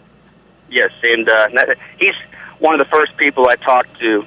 I called him up in early August and asked him, his opinion and if he thought that'd be all right, and he thought it was a great idea. Just the transition, between the two sports will be easier. A lot of those girls, who play both sports, they know kind of what I'm all about and my coaching style. And I got to tell you, Coach Lawnon has helped me tremendously in the past year, just learning how to work with girls and coach girls on the basketball court. So, but he was one of the first guys I contacted. He's really helped me out, and I wanted his input on that. So, he was all for it. Good. I'm glad to hear that you'll still be able to do basketball. You've been a tremendous asset for Lady Rams basketball, and I know you'll be a tremendous asset for Lady Rams softball. Before we let you go, now that you're going to be on with us a lot this spring, we always ask the WMIX Sports Social Media Question of the Week. This week, it just kind of randomly popped up onto us, and that is a lot of fast food restaurants and some convenience stores flip back and forth between plastic cups and styrofoam cups. The one eatery gave the option this morning of plastic or styrofoam. Which do you prefer? Do you prefer to have like a soda in a styrofoam cup or a plastic cup? That's easy for me. I love Mountain Dew, and it's got to be in a styrofoam. Nice. Plastic, the ice melts a little bit, and it's not quite as crisp for whatever reason. I don't know why, but I love a styrofoam cup. That's just when I go to Huck's and get my 32-ounce, I love the fact that it's in a styrofoam. Solid answer, Lance, and you'll have more of that to come in the spring of 2013. Congratulations on your new opportunity, and we look forward to seeing some Lady Rams softball this spring. I appreciate it, and I hope the Cardinals can get things turned around today. I was pretty disappointed yesterday. Well, hopefully they will, or otherwise it's going to be a long winter if they don't figure some things out real quick. Yeah, exactly. Thanks, guys. I appreciate it. Thank you. That's Lance Boldt, of course, new head coach of Lady Rams softball, and it'll be exciting to get back out there. Of course, we don't want to wish any sports to be done. I love the spring sports for various reasons. I love every sport we do for various reasons in terms of the broadcasting thing. You know, I love the fall weather for football. I love the passion of Southern Illinois for basketball. I love volleyball because it's exciting to watch. I love the spring sports just because you don't know what you're going to get weather-wise from day to day, and I like the mystery. But they're also fun to watch as well, so looking very much forward to what's to come with Lady Rams softball in 2013. I think it'll be very fun. Looking forward to it. It's always, like you said, no matter what sport you're doing, almost, it's fun to be broadcasting based on everything. You get to go out and do these things and meet a lot of people, and it's fun. And Lance Boldt, I'm sure, is going to have a lot of good success there at Mount Vernon at the softball program. Well, a passionate guy and competitive. And those two together usually lead to some pretty good results. So we'll see what happens with the Lady Rams softball in 2013. Of course, your home for Rams baseball and Lady Rams softball is here on WMIX, as is Rams basketball, Lady Rams basketball, Lady Rams volleyball, Rams football, Jefferson County basketball showcase, St. Louis Rams, St. Louis Cardinals, AFC, NFC championship games, Super Bowl, whatever number we're up to now, Final Four. I think I got everything. I don't know. WMIX Sports is busy.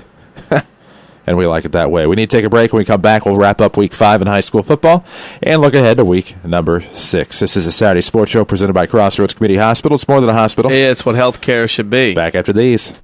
When an emergency happens, time is everything, and you don't want to spend that time in a waiting room. So choose Crossroads Community Hospital. With our 30 minutes or less ER service pledge, the entire team is committed to working diligently to have you initially seen by a physician, physician assistant, or nurse practitioner within 30 minutes of your arrival. When minutes matter, choose the ER that doesn't waste time. Choose Crossroads Community Hospital. Visit crossroadscommunityhospital.com/faster to learn more. If you are experiencing a medical emergency, call 911. School's almost here, so how about a new minivan that lets you ride in style?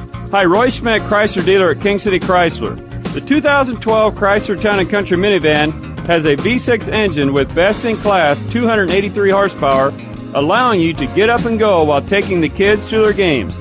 Fill up less along the way with an estimated 25 miles per gallon on the highway. This 7-passenger mobile family room boasts Chrysler's exclusive stow-and-go seating with plenty of in-floor storage for all the kids' sports equipment and all of the DVDs they need for those faraway excursions. For those cool football Friday nights, stay warm with a heated steering wheel on all limited edition models. Or talk to us about any new or pre-owned Chrysler Dodge Jeep vehicle at King City Chrysler Center at 1603 Broadway in Mount Vernon, Illinois, and online at kingcitychrysler.com and Facebook.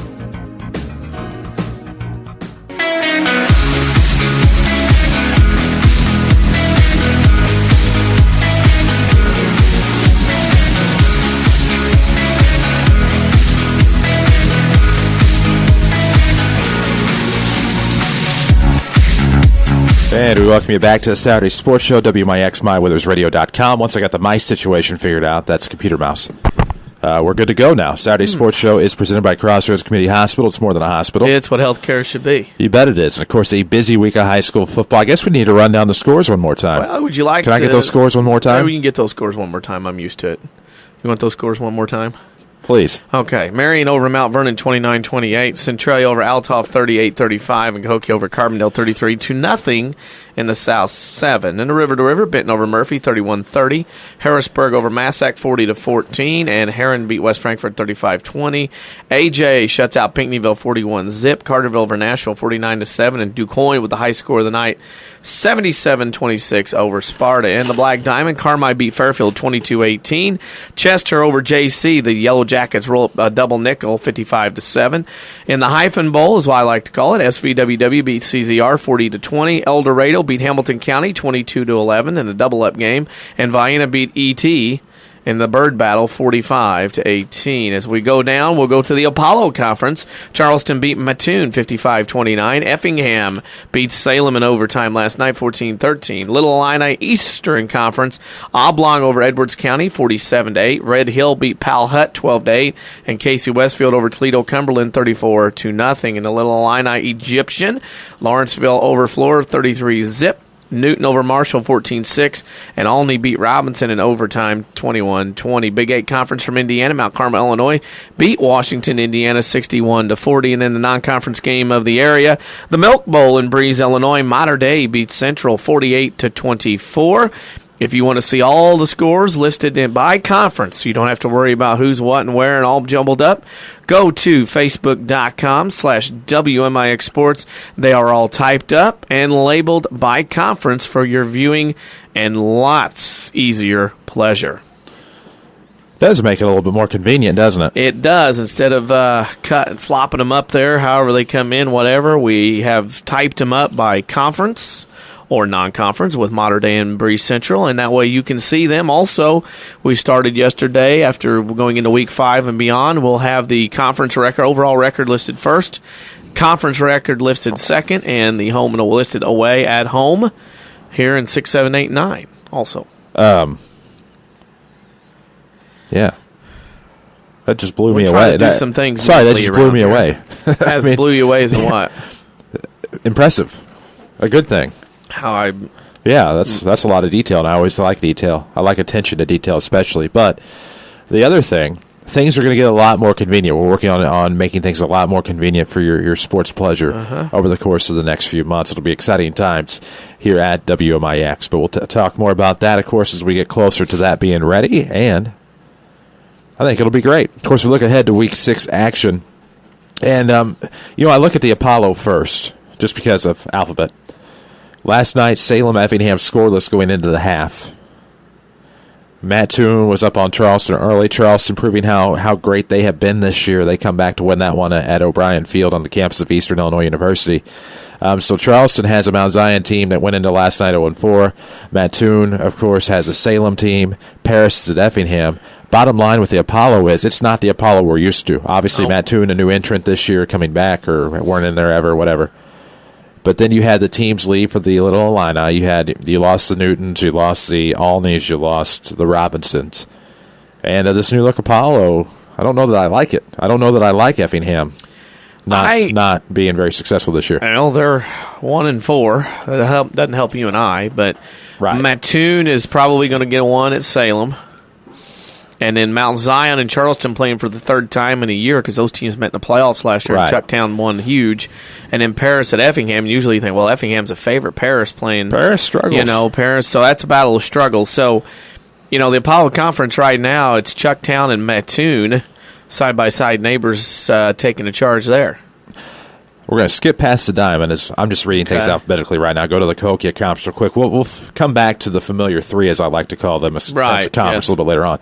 Cahokia Conference, you have Central, a team that it doesn't quite have the firepower they had a year ago or from year to year against Redbud. Redbud's a team that, in terms of the internet becoming more prominent and your discussion forums and things like that, Redbud's kind of come to fruition. This might be Redbud's year to get Central. It very well could be. It's on the road at Redbud. Yeah, it's on the road. It's one of those things where, I look. Central's probably going to beat Redbud as we go back through. As I look at my records of listing, one of those things. Redbud is not as strong. They're 0-4. Heading into last night, and the fact that Breeze Central down, but not bad. Then you look at Carlisle-Westcombe. Westcomb's a team that's down. Carlisle's you don't know what you're going to get because last night Columbia got Carlisle. So, and then Freeburg will go to Columbia, and Columbia should win. So again, it's Columbia's to lose in that conference. Breeze Central might do something, but Columbia right now is the team to beat there, and they're going to be a team and a force to be reckoned with, depending on where the cut line is. They have been 4A in the past. They've been 3. Depending on where they fall, they'll be a force to be reckoned with come playoff time. Well, and it's always interesting, the Cahokia Conference, Columbia, that turf as well, with that Freeburg game, and we'll see how that works out. Little Illini, the Lick, as we call it, the Eastern Division, as they're now in 2 separate divisions, Eastern and Egyptian. Just found this out the other day, actually. But KZ Westfield, always a tough program there. New coaching staff this year in place as they had a retirement last year. Oblong, a team that probably not 20 years removed from some great successes. Obviously, I think you have to favor the CW there. Yeah, I mean, it's Casey Westfield and everybody else. I don't care what conference they go into. Powhut, Edwards County, Powhut will be favored. Cumberland at Red Hill, Cumberland will be favored, obviously. So, and you look at the next thing, Marshall at Flora. Flora with their before-season problems. Marshall not as salty as used to be. Lawrenceville known now more for football than basketball with their new complex and everything else. Robinson at Newton, a game in which Robinson has had some very good football tradition to pass Newton as well. That's a tough place to go play at Newton. Been there 2 or 3 times for football games in the playoffs, and a lot of teams don't usually go up there and win. That's a tough place to play. That is a very tough place to play. Let's go to the Valley, Mississippi Valley Conference. Of course, Civic Memorial's at Highland. Jersey's at Waterloo. Mascouta's at Triad. Jersey beat Triad this week. Jersey's continuing to roll. Of course, a coaching change there a few years back. It was going to take some time to get that system in place. And now Jersey, the Panthers, just rolling. It's one of those cases where Triad's dominance, 37-4 going into this year and the last few years in that conference, is pretty well over. You looked at Mascouta's at Triad, 2 teams at Mount Vernon played. They both lost last night. Your playoff points last night, Rochester, Mount Carmel, and then, of course, the 3 wins in the South 7, so Mount Vernon with 5 points last night in the playoffs. But when you look at the Valley, Civic Memorial's at Highland. Highland's not bad this year. Highland's going to be favored there. Jersey at Waterloo. Very interesting game. Waterloo trying to battle back after their quick start, but they were beat by Carbondale, which makes me question Waterloo. If after Carbondale got shut out by Cahokia, I'm looking at Jerseyville maybe as a favorite. Mascouta at Triad. Based on what's going on, I'm not so certain Mascouta can't go in there and win that one, even though Triad's been the king of the hill in that conference for quite some time. Well, unfortunately, we saw Mascouta on a night where they couldn't flash all their firepower. I mean, they do have somewhat of a passing game. Hurricane Isaac, the remnants were rolling through St. Clair County that night. I think it's very possible and logical that a Mascouta team could go on the road and beat Triad. Civic and Highland should be a dandy, but Jersey Waterloo kind of has my eye because of what we don't necessarily know. We've seen Carbondale. We haven't seen Waterloo, but judging by that game, who knows? But that is your Mississippi Valley, and, of course, every time I see the teams in that conference, I get an immediate conference idea. I know you do as well. We'll ignore that for now.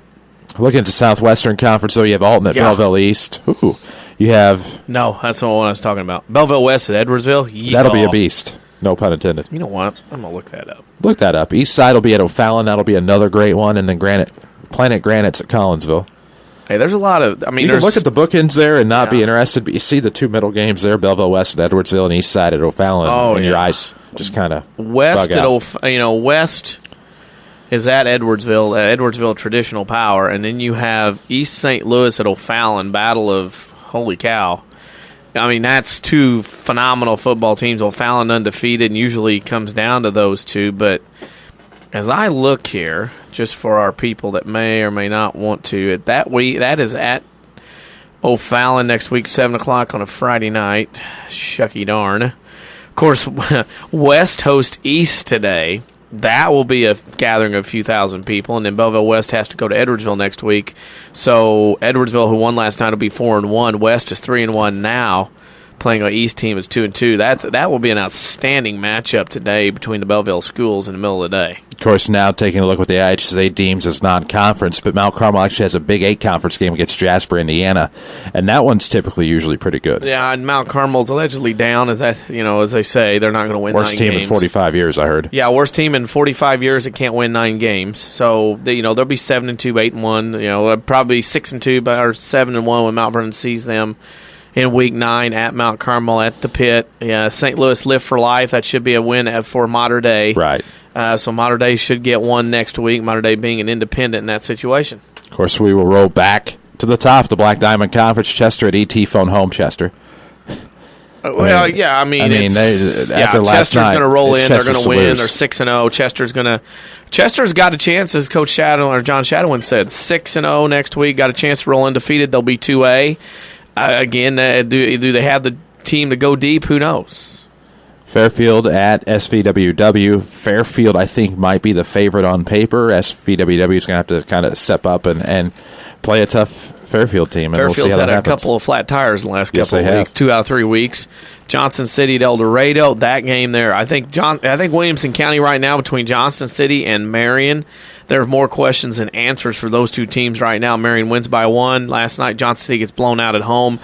More questions than answers on that side of Williamson County. Hamco CZR will be competitive. It'll be at noon. It's the homecoming game for CZR. They usually have a lot of good food there. That's the first of 2 next weekend. At noon, CZR's kickoff with Hamilton County coming in. Of course, VG is at CWC in what could be dubbed another version of the Hyphen Bowl. Hyphen Bowl Light. Not quite. I'm not giving that because there's no co-op on the other side. But Vienna Goreville 4-1 under Coach Root again. This like beating Fairfield at home, a game they weren't picked to win. That was a big step. This is one of those where they go to Carmi now. Can Vienna get on the bus, get on that cheese, and make that long trip up to White County and get that done on the road in a game they may or may not be favored in? Another opportunity for that program to turn into a different direction also. When you really think about it, that trip could be a lot worse than what it really is. I was thinking about how to get there. You can go up Route 45, but 45? Not going to be fun. Yep. Well, let's go to the river. Starting the Mississippi, AJX Sparta. That's a given. Yeah. Carterville DuQuoin could be a good one. 2 teams that started 0-2, didn't make the playoffs last year. 2 longest streaks in Southern Illinois broken. They started 0-2 this year. People were ready to bury them. They've dug out of the dirt in the tombstone match with the Undertaker, come back out. They're 3-2, and now the sleeping giant at Van Meter will be rocking next week, as those 2 teams do not like each other in football. 3-2, winners 4-2, and got a set up to probably get in the playoffs. Of course, Pinckneyville and Nashville. Ooh. Pinckneyville's so banged up right now. I don't even think they know who they're going to dress minute to minute in that game. And Nashville, of course, down this year. Cross the river into the Ohio. Harrisburg is at Heron. I think with Heron being somewhat lean this year, you have to look at Harrisburg. Another Williamson County team with more questions than answers. Massac at Murfreesboro. Murphy should win that one. They'll be 2-4. Frankfort at Benton Saturday at 2 o'clock. Better than what we think. Rivalry. I think it'll be better. I mean, Benton's going to... Here's the thing. Benton had to keep their heads on straight last night with Murphy. Now they're going to have... It will not take much to get focused, but Frankfort with Coach Beery's the kind of coach and team that could go in there and do something, but I think Benton should go to 6-0. Of course, we'll take a look at the South 7. Centralia at Cahokia, and Centralia pulling out the big win last night, stay undefeated. Eligible now for the postseason, can clinch a postseason berth, going 6-0 at Cahokia, and... given with what we've seen and how things are playing out, there's no reason to not consider Centralia to be the favorite. Well, you look at Cahokia, and they started year with 2 Class 8A schools on the schedule, got a win in Week 3, and then have rolled the last 2 weeks in the South 7. So it's not the fact that Cahokia is not good. It's when you're a 4A, 5A school like they are, and you have to play 8A, it would be like I'm trying to go through my mind here, a DuQuoin playing an O'Fallon. That's kind of what it is. Again, Cahokia is still a package to me that's still being opened as far as how good they are.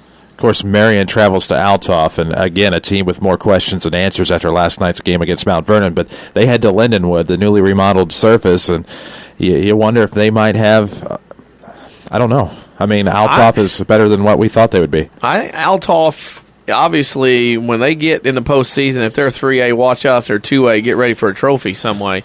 But I'm wondering, like Marion, like Heron, like Johnston City, more questions than answers. That Marion team, as the Wildcats just right now, just are looking amongst themselves, just struggling in the passing game. The offense is a problem right now for Marion. Of course, just about 20 seconds left to talk about this one. Mount Vernon Carbondale. Carbondale probably going to have the edge on paper, but if the Rams play like they did last night, no reason to think they can't win. Yep, anything's up for grabs in that one. Pride versus playoff chances. Of course, glad to have had you with us today for the Saturday Sports Show. Hope you enjoyed the talk about week number 6 coming up in the football season. Hope you enjoyed our guests and our lineup today. We'll be back next week after the 8 o'clock news right here on WMIX and MyWithersRadio.com. Don't forget Rams football. Find our schedules on MyWithersRadio.com. Rush Limbaugh, weekdays from 11 to 2. This is AM 940 WMIX Mount Vernon, a free service from Withers Broadcasting.